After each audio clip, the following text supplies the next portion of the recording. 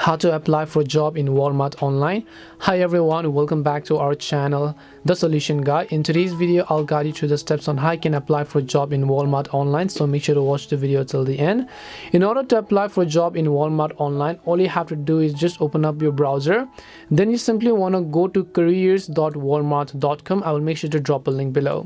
So once you go to careers.walmart.com, just go ahead and simply select any of the job titles that you want. So you can see Walmart store jobs, you have management jobs, you have support services jobs, you have other type of club jobs and so on, depending upon what kind of jobs you want. Let's say I want to apply for store jobs, right? I'll just select them over here and then actually figure out the other steps on how I can go ahead and simply complete the process. So once you select a specific job title, you can simply fill in the form and then you should be able to apply for that job specifically, also depending upon the type of places. So hope this video helped you. If it did help you, then make sure to leave a like and subscribe to our channel, and if you have got any more questions, feel free to leave them down.